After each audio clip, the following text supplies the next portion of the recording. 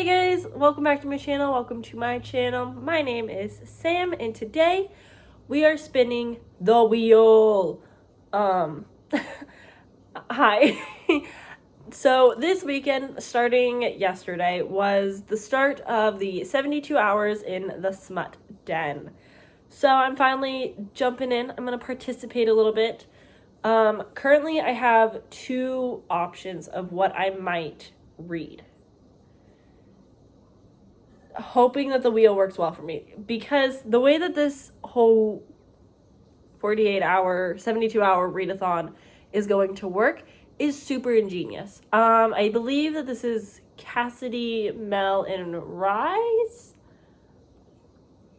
thing. Bobby might be Bobby. Yeah, I think it's those four who are all making this what it is. But the way that it works is that there are two spinner wheels, and you spin, and whatever trope you get, you read a book that has smut in it that follows that trope, and boom, you have participated. Again, I have two books that I'm hoping to spin this wheel for. We'll see how it goes. So I technically have 3 books in total that are optional, but I know that 2 potentially at least will have smut. 1 for sure has smut, and the 1 is what I'm really hoping to get because it's a book that's already on my TBR. So fingers crossed, but I'm going to go with the dark wheel. So the dark wheel is for like darker romance tropes, and the light wheel is like happier tropes, like friends to lovers, whereas the darker trope is more like a reverse harem situation. So I'm going to screen record and put the wheel here so that you guys can see what I spin.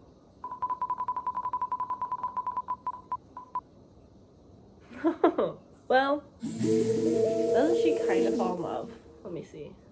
Okay, so I got enemies to lovers, and this works. It works. So I'm gonna pick up, I forgot what it's called, The Wrath and the Dawn by Renee Audier. Oh my goodness, this is on my TBR.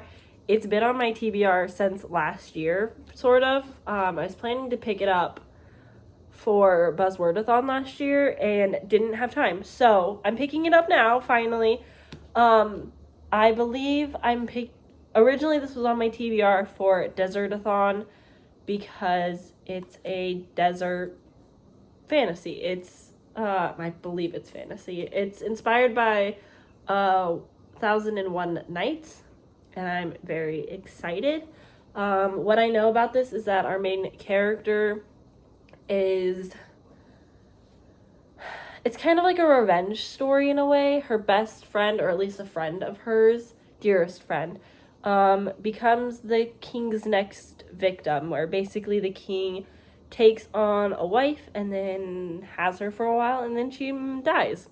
And her friend gets taken victim, and so she decides, our main character, whose name I'm probably going to butcher, Khaled, she decides to be the next victim. She volunteers, and I think she chooses to tell stories to the king to stay alive longer and longer as she's like planning to murder him. A little dark, but then she ends up falling in love with him. That sounds like enemies to lovers to me. Although she is 16, so it's like a little dark, but okay. But yeah, I was originally gonna do like the arranged a marriage fake dating trope for this, but I think enemies to lover works even better. So this is the first book. I'm gonna try and finish this today and tomorrow. That's like my big plan, but depending on what the wheel gives me, I might have a second book to tie with it. We'll see. Okay, we'll see. Fingers crossed. We're trying to get one specific thing.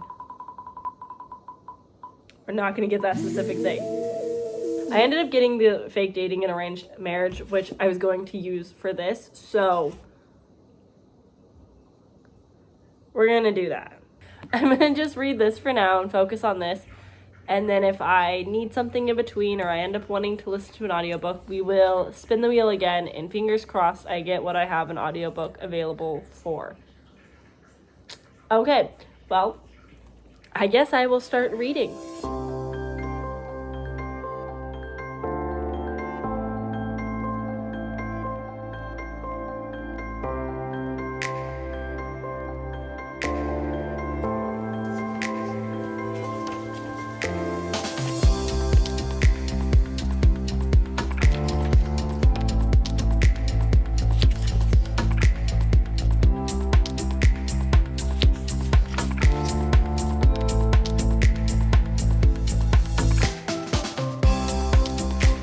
Hello.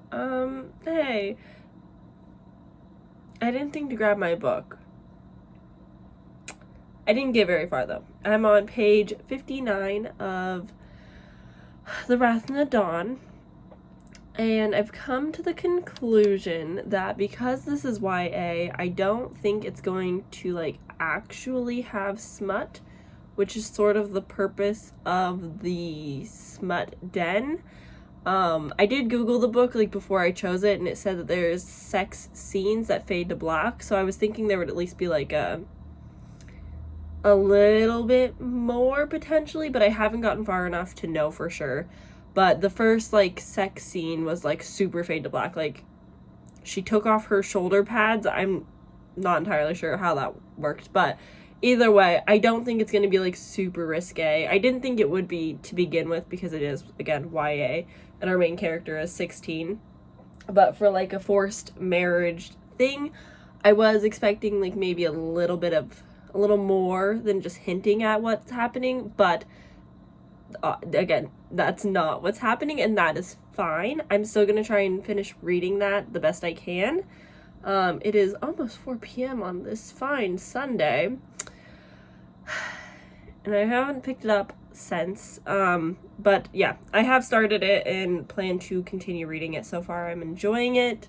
I did make the error yesterday when I was talking to you guys about it. I said Khaled is the king, and the main character is Shahrazad, but they call her Shazi, I think. I didn't check the pronunciation for that one, but when I see the word, just because it's easier for my brain to say Shazi or Shar, that's what I say because it's quicker, and I'm a slow reader, so I need whatever like quick fixes I can get, if that makes sense. But I also started last night, but low-key fell asleep, but have been listening to it almost all day today. The Dark Wheel, I was gonna spin it again and try and get the prompt, but the link is broken for me. I don't know if that's an everyone thing, but I wasn't able to get the wheel spinning.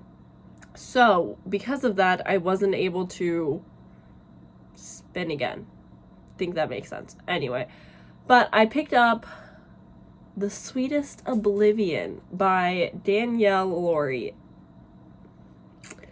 This is a mafia dark romance. This also has arranged marriage, which I actually picked that prompt yesterday and was like, this sort of fulfills it. But since the marriage in The Wrath and the Dawn was like volunteered marriage, still kind of forced but not quite, we're going to go with that for enemies to lovers, and then for forced marriage, we're going to pick The Sweetest Oblivion, because there is smut, and oh boy, is there smut. The sexual tension, guys, like, it is a lot. But again, yeah, this is a mafia dark romance, following our main character, Elena, whose daddy is a mafia man, and she is forced to marry her sister's ex-fiance because was that a spoiler? She's marrying her sister's now ex-fiance for reasons I guess I won't disclose because spoilers. And yeah, so that's what's happening. There isn't a whole lot of plot, like people keep getting shot because they're mafias, and so that just happens. But yeah, the characters are interesting. Not, like, super complex characters. They're not that deep, but, like, I don't think that's why people come to smutty romances to begin with. But overall, like, it is good. It's enjoyable. I'm having a fine time. So that's like my main smut den book. But yeah, I'm halfway, like a little over the halfway mark for that. So I'm going to continue reading it. I'm doing some art stuff for my Instagram right now. My book Instagram specifically. You can feel free to follow if you'd like. It's at sam.little.corner, Sam's Little Corner. Yeah. And I'm just working on some story graphics because I'm really bad at doing my Instagram lately. So we're going to work on that a little bit. And what better thing to do than listen to an audiobook whilst I do it. So yeah, I think that's the plan, and then I'll figure out something else or I'll start reading. I'm not sure yet. It's still like kind of early, but not early enough to finish a whole ass book. But we'll see how far I can get, and I'll let you guys know what's going on. So yeah. Okay. Hey, we're back. Updates. So, I finished the Sweetest Oblivion this evening. Pretty good. Very steamy, very, very smutty. But it was good. The plot and characters were as expected. But I enjoyed it. I liked the mafia aspect, to be honest, minus the unnecessary shootings, but we don't need to go into it, but I already know that my toxic trait in books is the bad boy, because it brings me back to high school, and probably trauma from middle school, but I do enjoy the bad boys in books that have that protective nature. So yeah, we don't need to talk about it anymore, but I did enjoy this. I gave it 4 stars because, again, I don't know how to rate romance.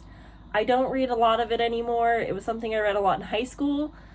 Haven't been as into, and if I am, it's a fantasy subplot of romance, so I don't read it as much. But either way, I enjoyed this. I finished it basically in a day. I listened to 2 chapters last night and then the rest all day today. So that was great. That was fun.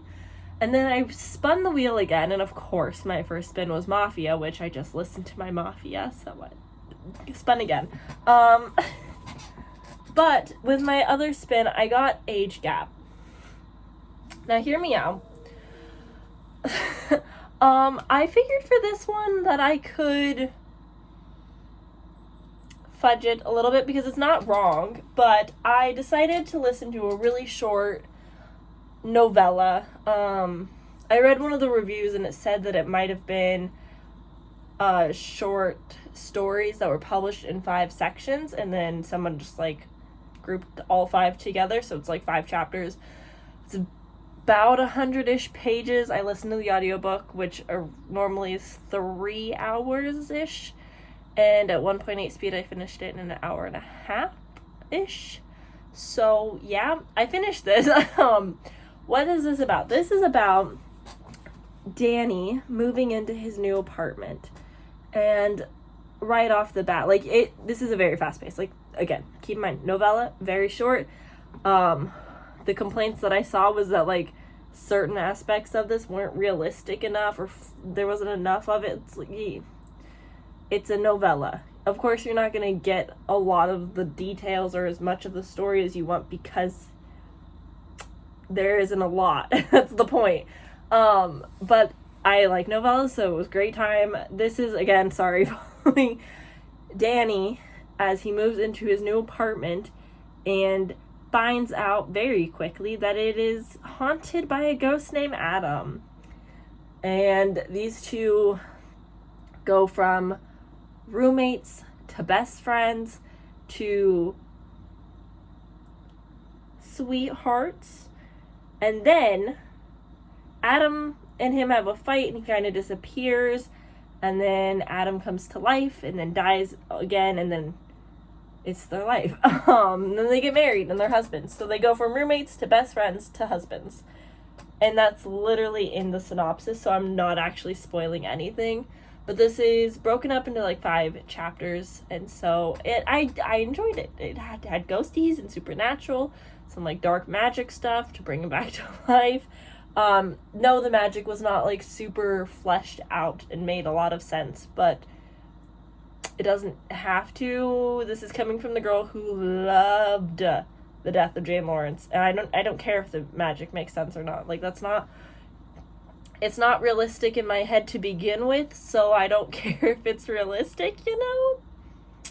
But yeah, I enjoyed it. I gave this just 3 stars. I didn't like fall in love with the characters because it's short, and so it was just what it is. But there were moments where I was like, oh no.